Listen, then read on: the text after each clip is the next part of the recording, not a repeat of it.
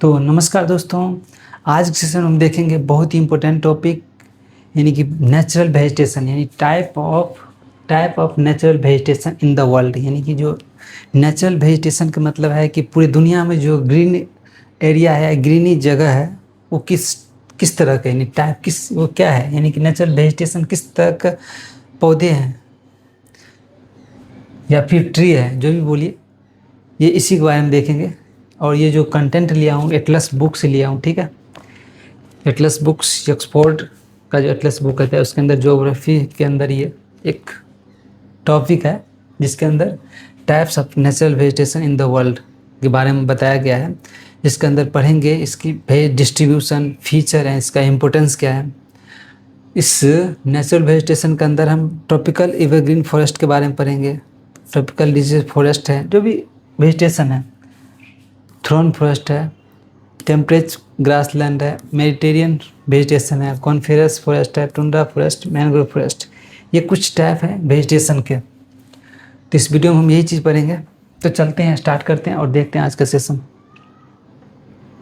सबसे पहले स्लाइड देखने से पहले हम एटलस के वो चैप्टर ले लेते हैं जो इम्पोर्टेंट है। Atlas natural vegetation soil.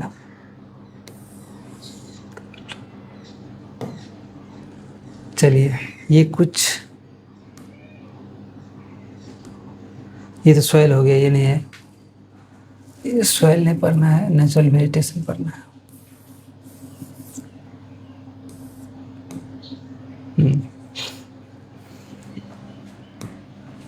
ये एक एटलस का एक पेज है, ऐसा है। एटलस में एक पेज है,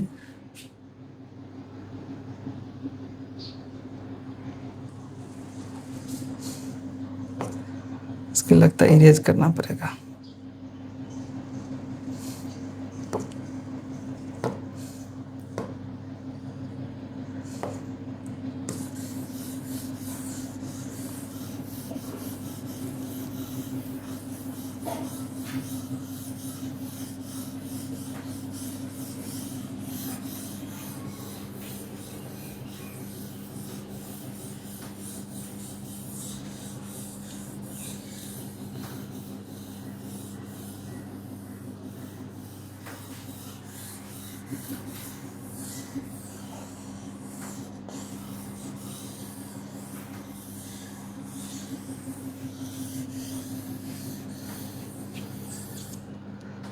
हाँ, तो यही एक इम्पोर्टेंट है, इसके अंदर पढ़ेंगे इसके बारे में। ये एक एटलस से लिया हुआ है, एटलस से लिया हूँ ये जो चैप्टर है। तो इसके अंदर हम पढ़ेंगे वेजिटेशन के जो टाइप होंगे, suppose that tropical and temperate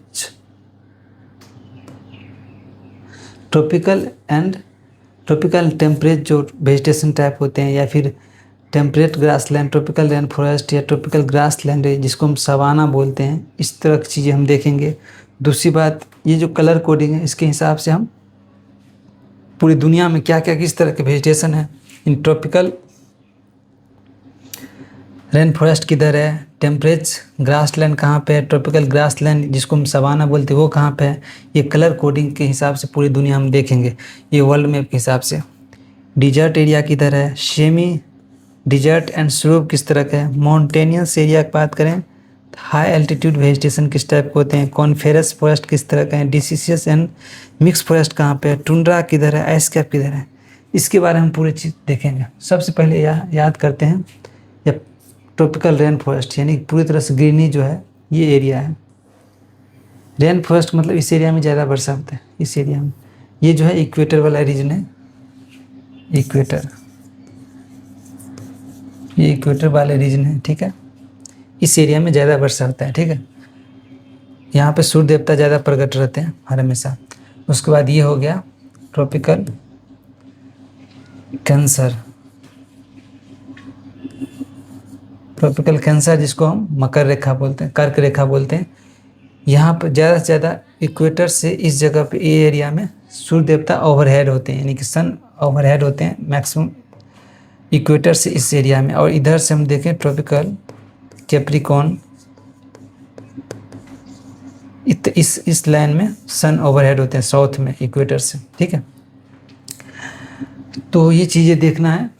दूसरी बात, स्टेपीज, बेलदाज, डॉन, कुछ इस तरह के वेजिटेशन होते हैं। प्रेरीज फॉरेस्ट हो गया, उसके बाद सेल्वास हो गया, पंपास हो गया, इस तरह के कुछ फॉरेस्ट हैं, ठीक है। यानी कि प्रेरीज फॉरेस्ट हो गया, पंपास हो गया, बेलदास हो गया, स्टेपीज फॉरेस्ट,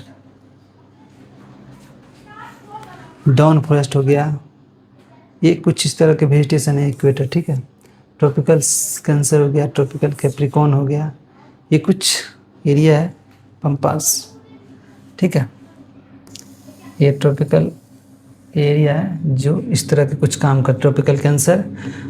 अगर ट्रॉपिकल रेन फॉरेस्ट की बात करें तो रेन फॉरेस्ट वाला एरिया पूरे तो आपको पता होना चाहिए कि इस तरह के जो वेजिटेशन होते हैं, खास करके ग्रीनी एरिया ये है। इक्वेटर वाले जो रीजन होते हैं वो एरिया में ज़्यादा हरा भरा और वर्षा भी ज़्यादा होते हैं। कॉन्गो जो एरिया है, या फिर अमेजोन बेसिन या ब्राज़ील वाले जो एरिया है, या फिर इंडोनेशिया मलेशिया वाले जो एरिया है, ये सब एरिया में ज़्यादा ट्रॉपिकल रेन फॉरेस्ट पाए जाते हैं, ठीक है। टेम्परेट ग्रास लैंड की बात करें तो टेम्परेट ग्रास लैंड भी समझ जाइए यहीं पे है। ये टेम्परेट पंपास, यानी कि ये जो है ब्राज़ील और अर्जेंटीना में पंपास पाए जाते हैं ग्रास लैंड।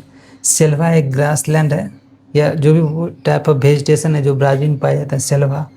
पंपास ब्राज़ील और ये दोनों में पाए जाते हैं, अर्जेंटीना में पाए जाते हैं। प्रेरीज एक ग्रास लैंड है, जो बोल लो ग्रास लैंड है जो यूके में पाए जाते हैं।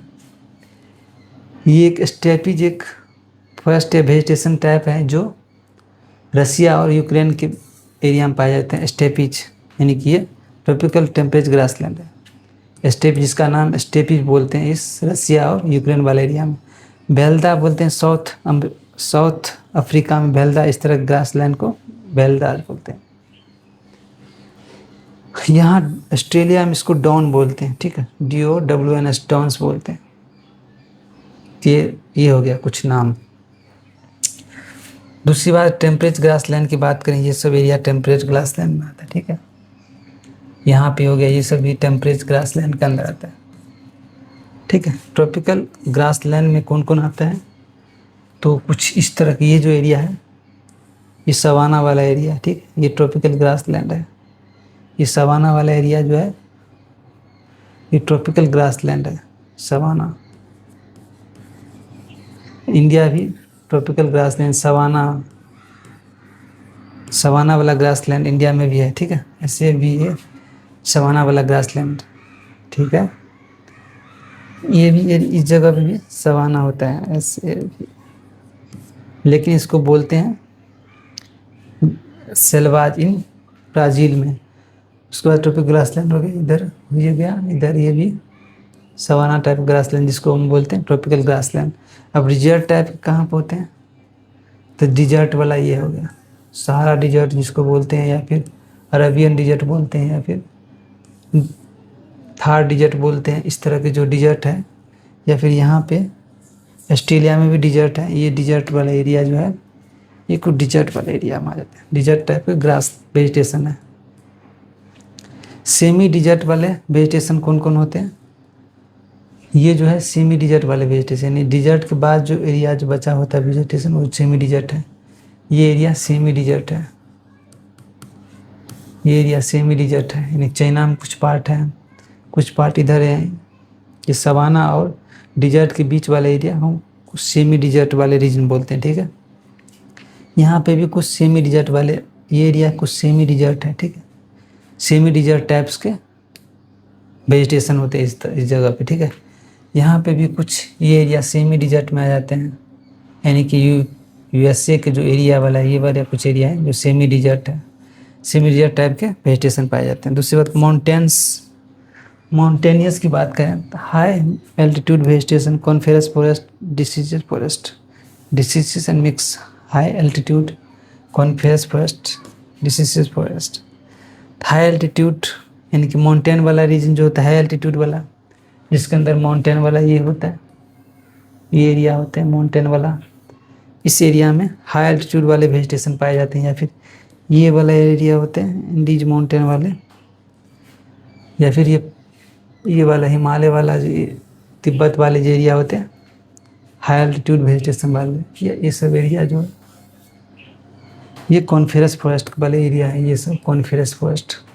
और हाई एल्टीट्यूड वाले एरिया ये सब एरिया हो गया, यानी हिमालय तिब्बत वाले एरिया ये कॉनिफेरी फॉरेस्ट वाला एरिया है, ठीक है। ये सब एरिया कॉनिफेरी फॉरेस्ट के अंदर आ जाता है।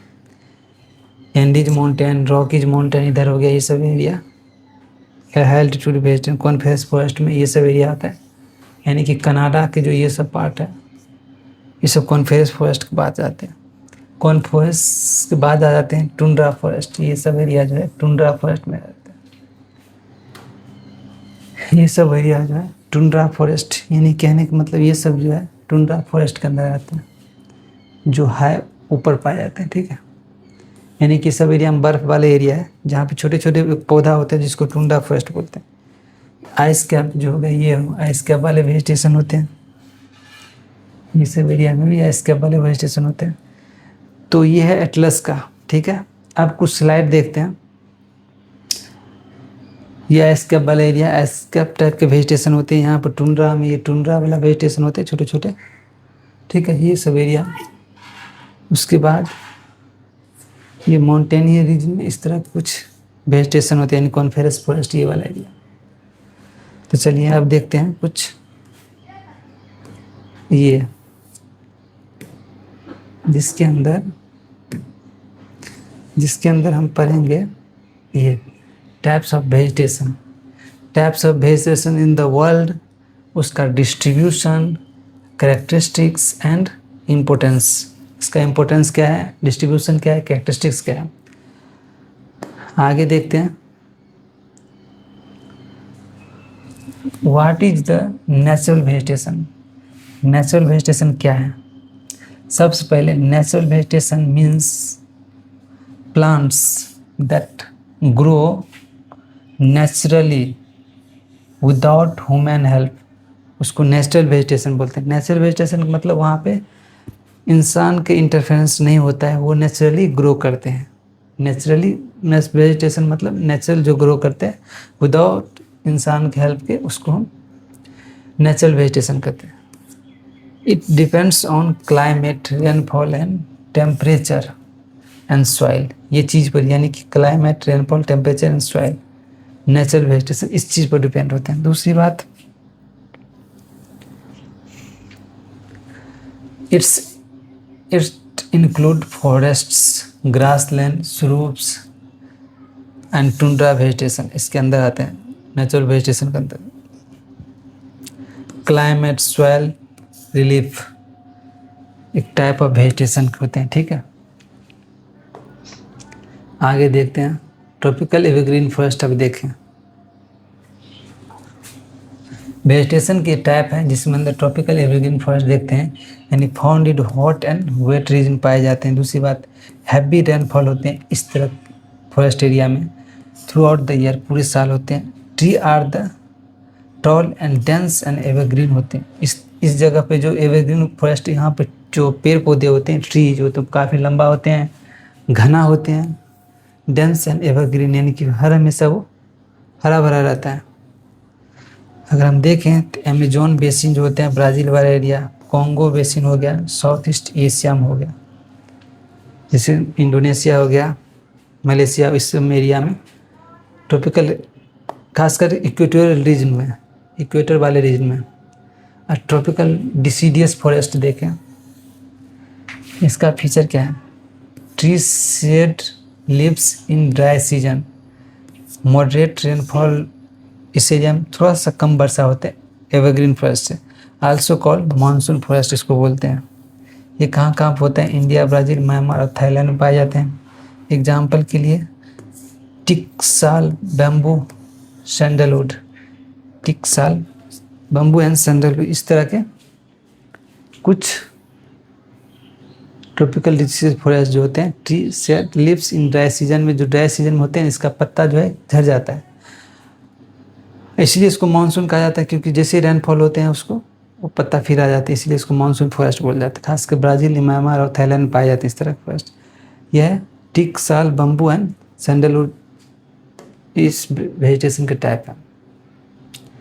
Temperate evergreen forest, temperate evergreen forest, इसका अगर फीचर देखें तो फाउंडेड इन वार्म टेम्परेचर, मतलब टेम्परेचर वाले जोन में, कोस्टल रीजन, यहाँ पे भी मॉडरेट रेनफॉल होते हैं।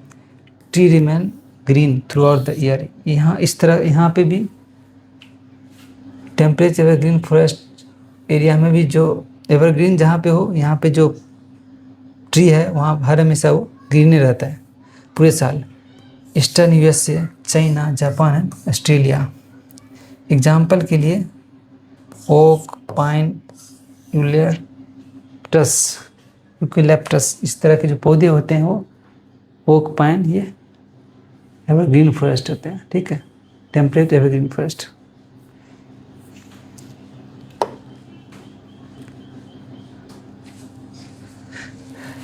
टेम्परेट डिसीडियस फॉरेस्ट की बात करते हैं तो tree shed leaves in the ottoman,